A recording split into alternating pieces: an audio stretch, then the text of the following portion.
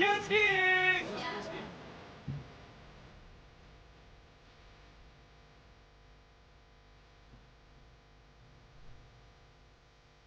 二拜高堂。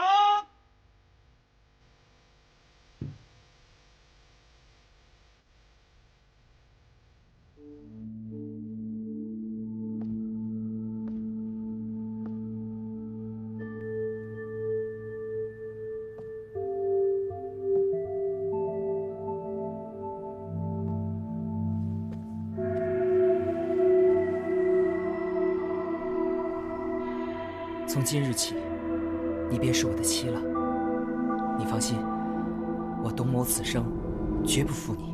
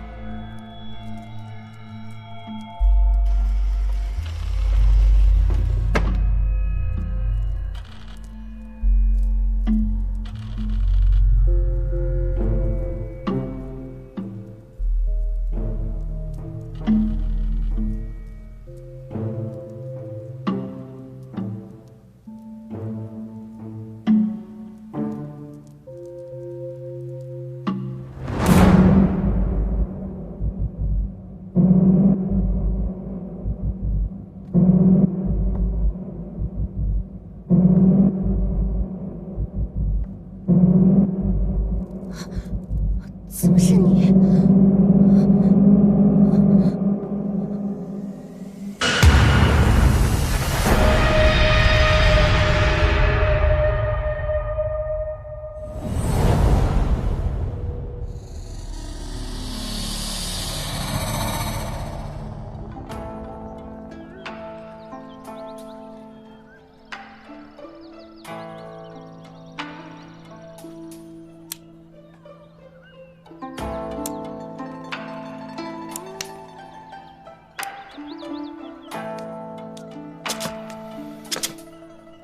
这个月赚的这点小钱，我连首饰都买不起。四娘，你花容月貌的要这些东西多俗气啊！我就是一个俗气的人。我公孙四娘有今日，还不都是因为你白吃白喝白住害的？哎，咱把话说清楚了，今天樊社成这样是自己经营不善，这个锅我可不背。哎呀，这人比人真是气死人哦！你们说，人家董承一郎的儿子就能考上状元，而且昨天还迎娶了长安城最有名的大美人张家姑娘。我们呢，却要在这里算计着挣了几个钱呢，亏了几个钱呢，在这儿发愁。说白了，还是出身不一样啊。我们什么时候能出头呢？三炮啊，你们家少卿不管你啊！你说你不干活，在我这儿偷懒，怪不得没有出头之日，娶不着媳妇儿。四娘，这你就不懂。我们大理寺是靠世道吃饭，世道不安定有案子，我们就有钱赚；世道要安定了，我们就得去喝西北风。哟，饭来了呀，饭到了啊！不，老大，西城出了命案，你们俩赶紧跟我走。我去不了，四娘刚刚还骂我吃白饭呢。三炮，赶紧把双燕叫上。好。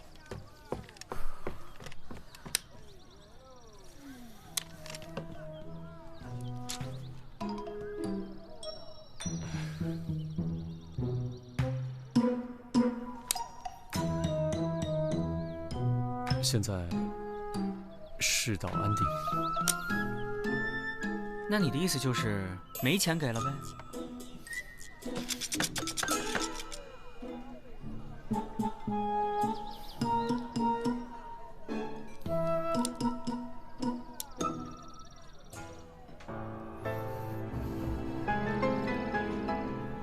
我娘给我留的，等我有钱我。给我带上。这可是李少卿他娘让他交给新娘子的。哎，顺利哦！谢谢李少卿。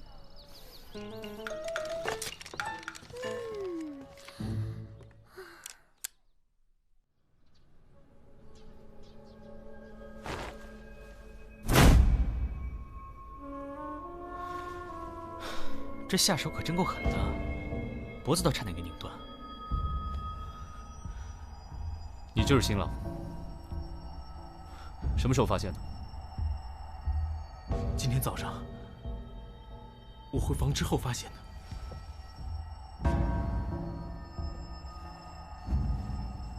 今天早上回房？那你昨晚干什么去了？昨日宴请司礼，不免多喝了几杯，不胜酒力，就在前厅睡着了。今早醒来，本想跟小倩赔罪，没想到她竟然……谁能证明你昨晚没回房？这父母早早睡下了，我送走宾客回到前厅，就睡着了。那就是说，没人能证明你昨天晚上没回房间，你可能就是杀人凶手了。血口喷人啊你！我怎么可能杀死小倩？我与她青梅竹马，感情深厚，怎么可能杀了她？我早就说过不要去招惹张家，你看看现在啊，这可怎么好啊！张家一定不会放过我们的。张家？哪个张家？官人呐，这个张家是长安城有名的绸缎庄，经营着大大小小10几个绸缎庄。小犬和张家姑娘自幼相识，青梅竹马。奈何张家夫人嫌我们家穷，拿不出像样的聘礼，两人的婚事也只得作罢。可是1个月前，小倩突然兴奋地告诉我，她得到了贵人相助，可以嫁给我了。贵人？你可知道贵人是谁？她说，此人身份特殊，不能透露。不对呀，这张家姑娘不是嫁给程一郎董大人家的儿子了吗？你是说昨天成亲的那个状元郎？对呀，没听说董家娶错人了呀？而且张家姑娘的母亲和兄长昨天也参加宴席了。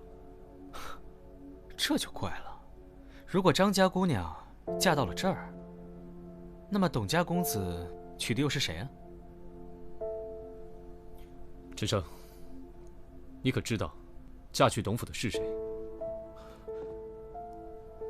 你就没想过，小倩如果没有嫁到董府，董府和张家都不会放过你们吗？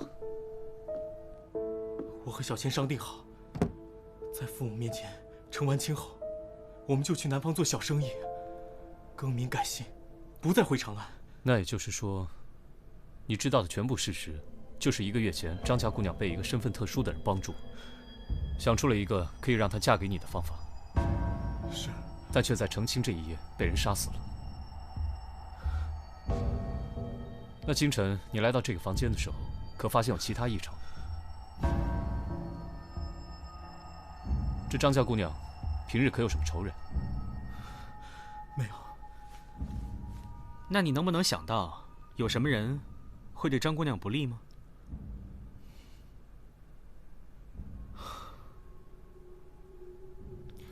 来人，把她带回大理寺收押。官人呐，官人饶命啊！官人，小儿冤枉啊！老人，您放心，只是审问，不是定罪，我们不会冤枉一个好人的。老人家，还劳烦您，这屋里的东西先别动，也许我们还有用。尸体呢？来晚了你，要你管。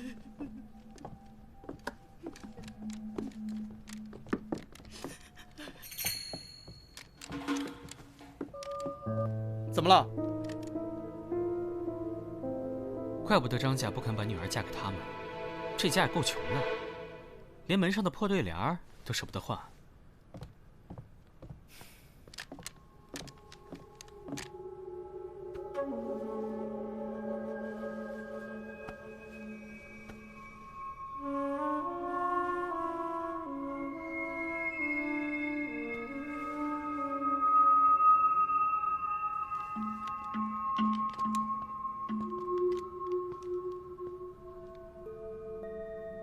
我说，咱们不去查案，跑这儿来干嘛呀？你傻呀！既然张家姑娘已经死了，那嫁进董府的是谁呢？嫁进董府的是谁呢？董公子这么年轻就考取了状元，前途锦绣，长安城里多少女子都想嫁给他。啊，我懂了。哎，这样张家姑娘死了，对不对？取而代之的，就以后可以过上好日子呗，对吧？哎呀，可这都是咱们猜测的呀。人董家凭什么交出新娘子啊？这就要看咱们李少卿有多大面子了。哎哎哎！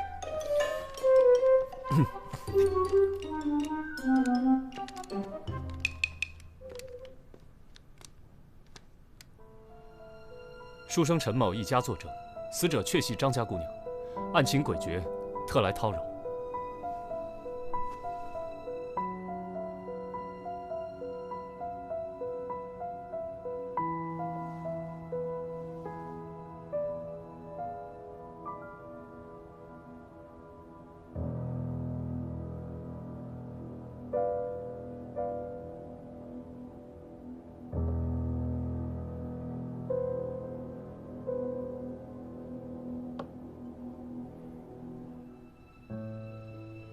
既然李少卿质疑我家媳妇儿的身份，本官已派人让犬子带媳妇儿过来请安，让少卿一辨真假。办案需要，失礼了。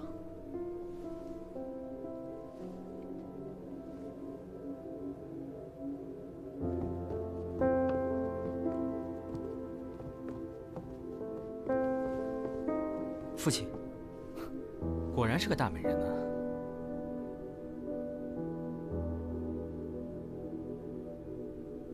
长山公主，公主？哪儿来的公主？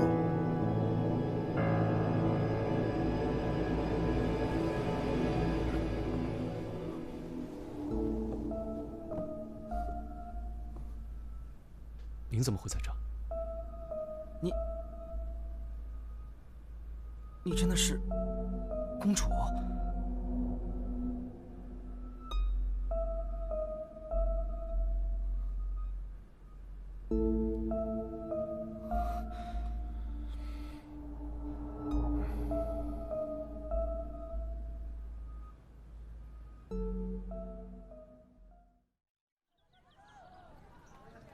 你说什么？公主？可不是嘛！要不是我老大发现，那董家还以为娶的是张家姑娘呢。所以说，这父母之命，媒妁之言，真是害死人呐！成亲前两方连面都没见过，成亲后连娶错了媳妇儿都不知道。这公主如果想结婚的话，直接去求陛下赐婚不就行了吗？为什么非要偷摸顶着张家姑娘的名儿去嫁人呢？这就得问李治了，他人呢？陪着董家父子进宫请罪去了。验完了，死亡时间大概是在昨夜的酉时到戌时之间。张家姑娘确实是被勒死的，而且反抗得很激烈，感觉手指甲都已经抠进凶犯的手里面了。哎呀，染得那么好看的指甲，真替她可惜啊！哎，我一直不懂你们女孩为什么非要染指甲呢？自自然然多好看。你懂什么？那张姑娘的指甲染的是少见的嫩粉色，听说只有宫里才能培育出那么粉嫩的凤仙花。这张姑娘又不是宫里的女人，她为何会有宫中的粉色凤仙花呢？这还用问？当然是公主给她的。哟，回来啦！陛下有没有封你的功啊？没治罪就不错了。你没问问陛下，公主为什么要顶着别人的名字嫁人呢？陛下本来有让公主去西域和亲的打算，但公主不从，陛下也就迟迟未下定论。公主应该是害怕夜长梦多，索性先下手为强，嫁给一个朝中的青年才俊。这个办法未必稳妥。如果陛下真要让她和亲，大可下旨让她改嫁，所以他才想要顶替张姑娘之名嫁进董府。要不是被李治发现的话，他现在还在董府做夫人呢。萨摩，有件事需要你帮我查一下。陛下为了安抚朝堂，就大度地赏了董府，算是补了公主的嫁妆。但是他也怀疑是公主杀人，对不对？除了新郎之外，最有嫌疑的就是公主了。但碍于皇家颜面，这事儿还得悄悄调查。如果真的查出来公主是凶手，那陛下打算怎么处置啊？其他我们管不了，我们只管查案。我们只管收钱。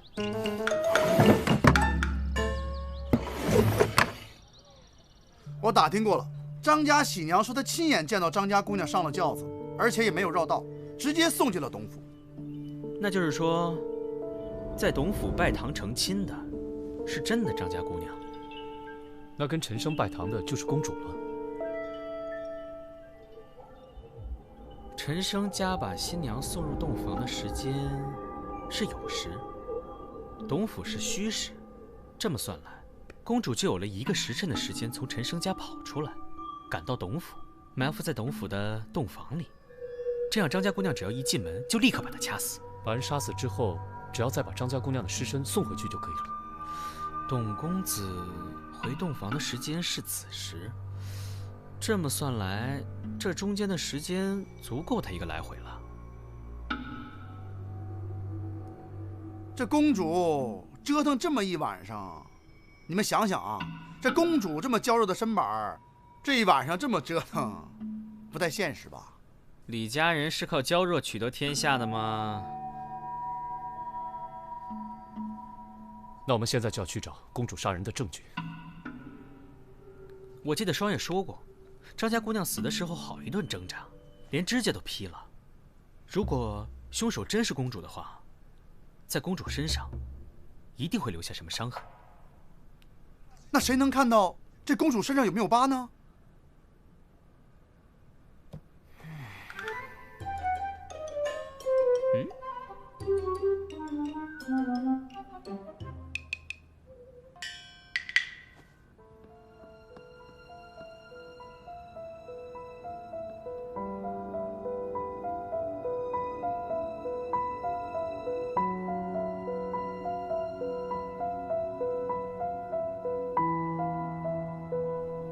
公主最近一切可好？公主一切安好，还请李少卿放心。张家姑娘被杀之事，你们告诉公主了吗？啊，怕公主担心，不曾告知。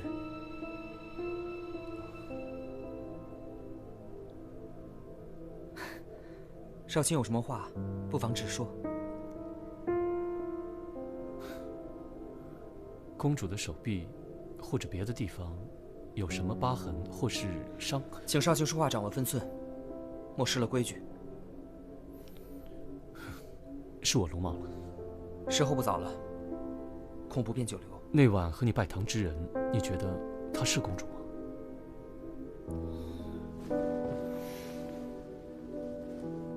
我可以准确地告诉你，那晚与我拜堂之人，的确是公主。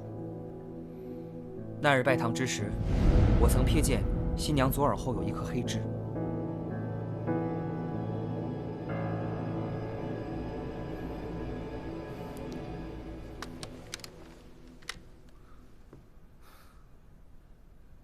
我明白了，失礼，告辞。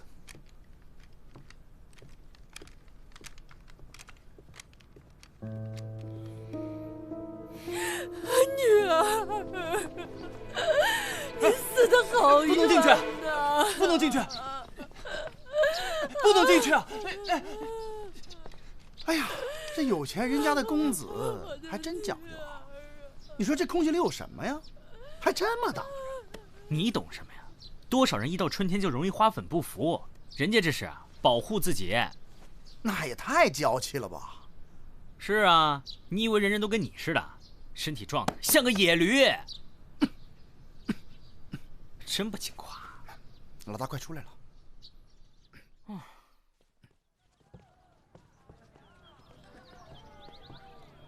哎，子苏，你终于来了。先帮我画张图，图中要标明张家、陈生家、董家，还有皇宫。嗯。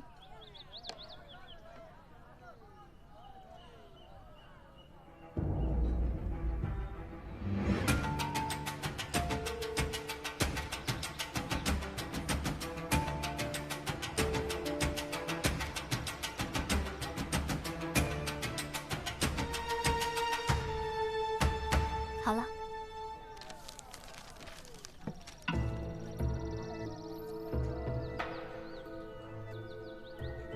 我想过了，本来要娶书生陈生家的公主，最后却被抬到了董家；而本来要去董家的张家姑娘，最后却去了陈生家。也就只有一种可能，公主跟张家姑娘在中途被人调了包。我明白了，应该是两人在中途后换了喜轿，才使得张家姑娘到了书生陈生家，而公主到了董府。没错。而这两个人能够碰头的地方，只有这里。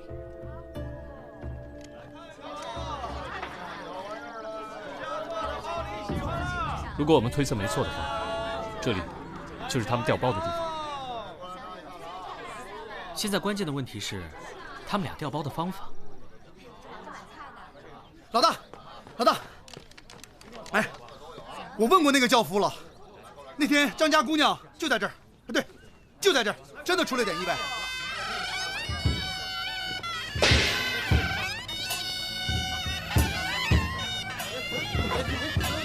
怎么回事啊？也不怕摔了新娘子。对不住，对不住。得了得了，咱们快走吧，别耽误了时辰。你的意思是说，当时两家的轿子紧紧挨在了一起？那轿夫是这么说的：当时两边的迎亲队伍走得快，撞得急，而且两边都没站住，轿子落地的时候紧挨着。那轿夫还说，这两个轿子长得十分相像，要不是喜娘跟着的话，那个张家姑娘真不知道在哪个轿子。两个轿子长得一样，难道是公主故意制造事故，好让两方迎亲队认错轿子，再将他们带错目的地？不可能，有喜娘跟着，就算轿夫不认得的话，喜娘认得。公主好不容易从宫里逃出来，哪会用这么不靠谱的方法？我觉得人互换的可能性比较大。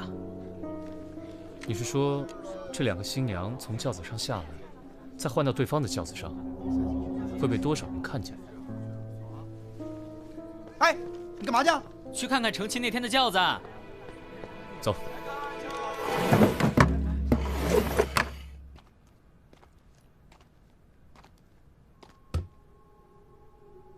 三炮，你说当时那两家的轿子是紧靠在一起，是前后靠呢，还是左右靠？左右靠。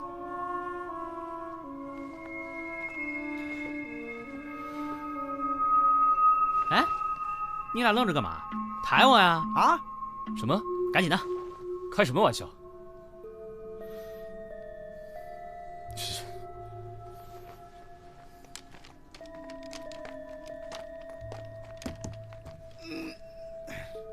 你以后少吃点行不行？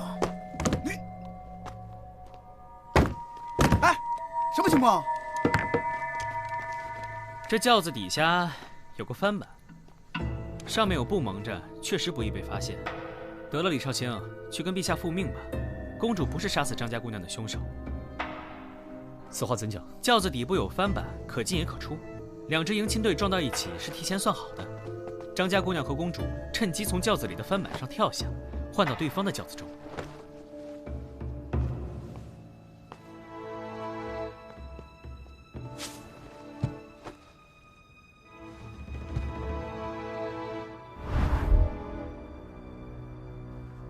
李少卿，你们果然在这里。董公子，你怎么知道我们在这儿？公主得知你们上门造访，就追着我问到底发生了什么。我就将张家姑娘被杀的事告诉了她。她说你们一定会来这里，所以让我来找你们。公主找我们有什么事？这我也不知道，还请各位移步府上，让公主亲自跟大家说吧，请。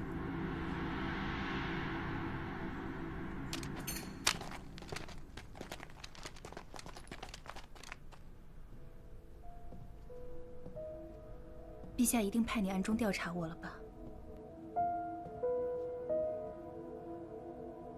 其实你无需替他隐瞒。一个用自己亲妹妹的终身幸福换取不动兵戈的人，还有什么做不出来？张家姑娘被人杀死，我虽不是凶手，却也难辞其咎。如果当初不是我找到她，要替她嫁入董府，她也不会有如此下场。可是能嫁给陈生，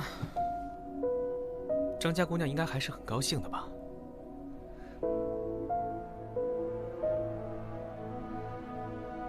从陛下暗示我要去和亲，我就开始暗中派人打听长安城中近日要娶亲的青年才俊。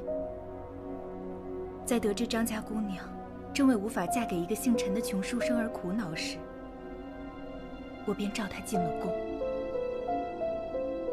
我替你嫁进董府，让你和陈生更名改姓，远走高飞。作为交换条件，我准备了一些金银首饰，就当是给你的陪嫁吧。多谢公主。陪嫁？您给了多少？三嬷，都什么时候了，还说钱？哎，不是我财迷啊，而是那陈家一点也看不出有钱的样子啊。或许是张姑娘想在成亲之后再把钱拿给他。照你这么说的话，那应该在张家姑娘嫁过去的时候，这些金银首饰就随她一起带过去了。可是我们去查看现场的时候，别说金银首饰了，就算是一个多余的铜钱，我看也拿不出吧。那这金银首饰又去哪儿了呢？公子，不好了，张家的母子俩又来闹上了。让他们在偏厅等着。是。他们来闹什么？还不是说我们害死了他女儿，让我们赔钱。你们一个公主，一个状元郎，还差那点钱不成啊？不是我们不赔钱，这张家就像个无底洞一样，今天给了，明天还要，3天一小闹，5天一大闹。只要杀人凶手不找出来，我们是不可能安生的。再这样下去，我们的家当会被他们掏空的。可是这张家不是经营着很多家绸缎庄吗？按理说他们家家底儿不比你们薄啊，这么一而再再而三的要钱，很奇怪啊。三胖，你去打听一下，这张家到底缺不缺钱？啊，之前打探过了，这张家的绸缎庄啊，虽然生意很好，但是耐不住有个病殃殃的张公子是个败家子儿。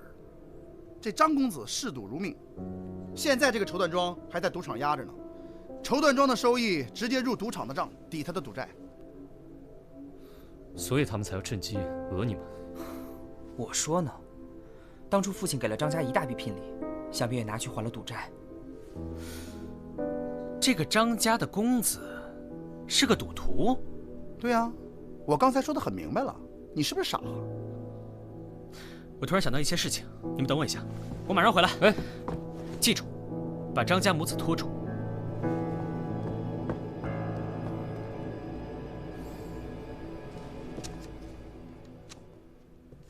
大娘，这副对联是什么时候挂上去的？去年挂的，不过成亲那日，生儿为了显得新鲜，还在上面重新描了一遍字呢。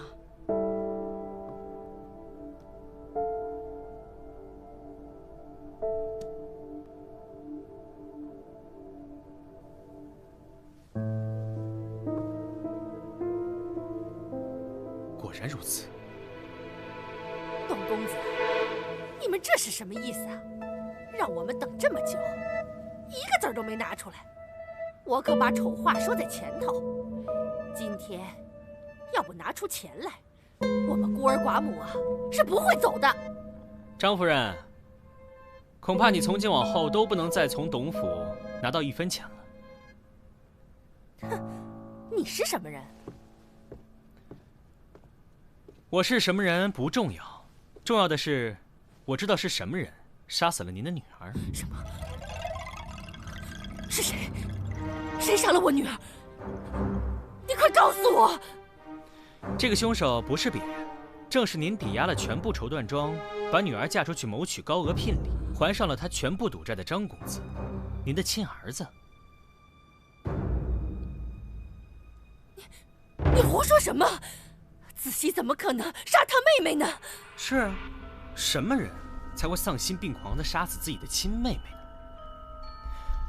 或许是发现妹妹私藏了另外一大笔钱，所以才动了邪念，起了杀心呢。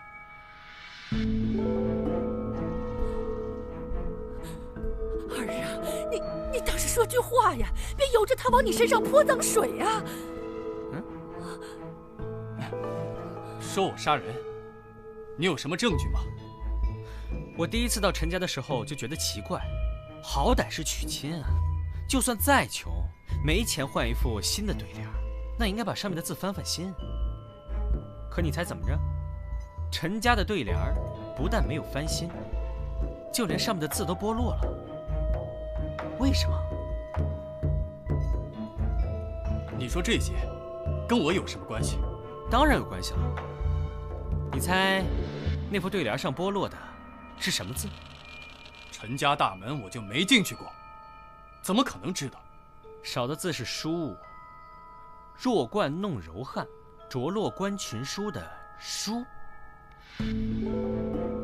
我问过陈家父母，陈生在成亲当日重新翻新了对联，那个字根本不可能剥落。那又是谁把这个字揭掉了呢？谁那么无聊，要去揭一个对联的字？是啊，谁呢？我猜会不会是书和书同音？有的人大概见不得书，那又是什么人最怕书呢？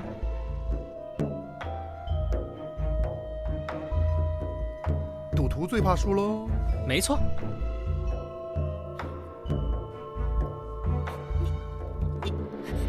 你说的这些都只是推断。要证据啊？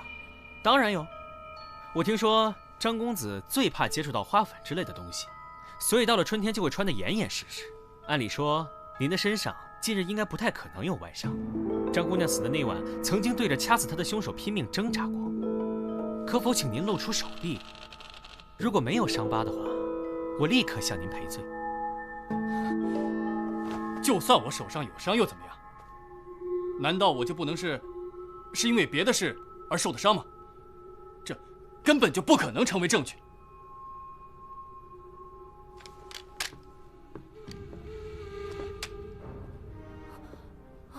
哎，你放开我！得罪了你，这是我喝茶时不小心打翻杯子，烫伤而已。张公子真爱说笑。子熙，这是……这明显是花粉引起的邪热侵袭化脓之后的伤疤。而你最近一次亲密接触到花粉，就是张姑娘染了凤仙花的指甲。我去赌场打听过了，您在张姑娘成亲那日刚还了一笔赌债，而那天绸缎庄既无记账，你也尚未从董府讨到张姑娘的丧葬费。那么那笔钱哪儿来的？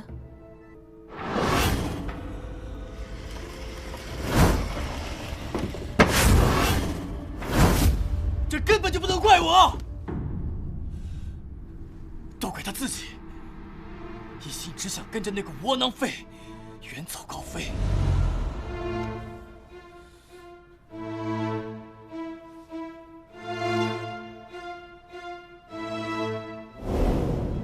他有没有想过我啊？我是他的亲哥哥，他连我的死活都不顾了。子熙。我早就发现他情绪异常，所以我这2天一直跟着他。我跟着他。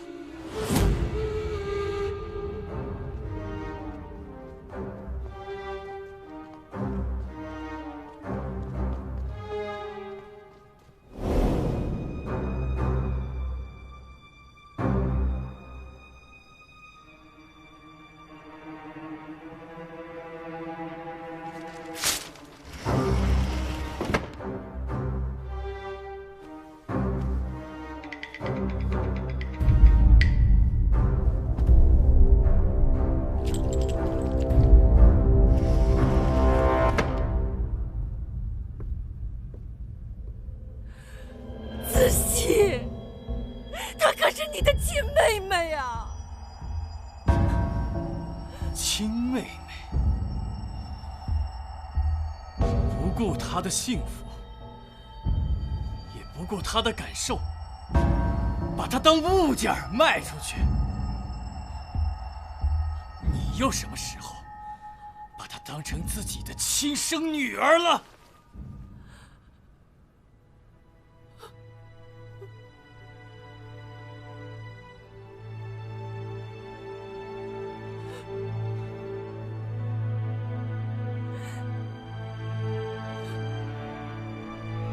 三炮，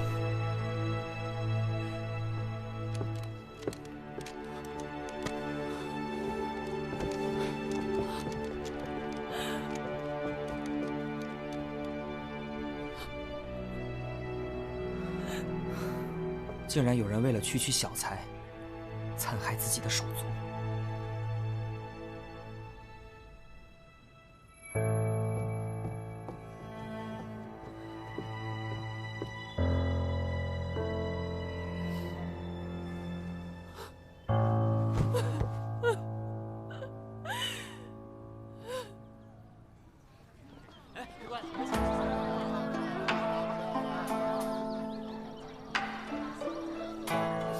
又在偷懒呢？吓死我了！我刚做梦吃烧鸡呢。又想躲着不干活啊？我说4年啊，我刚眯一会儿就被你骂，我都不想干了，怎么了？啊，给你干活你又发不出工钱来，我何必苦着自己啊？翅膀硬了啊？那我告诉你，你在这儿待1天，我就得用你1天。有种你走啊！想走那天自然会走的。怂了是吧？少给我在这儿装蒜！地擦了，碗洗了。地擦了，碗洗了，擦地洗碗，我还不如要饭去呢。我听说东边新开了个赌房，是吗？前天老王狠赚了一笔。行行好，省点吧。走，赶紧去看看，咱们去这东西哪值这么多钱？要不这样，我拿2个不算。哎，张霞，抓住他！抓住他！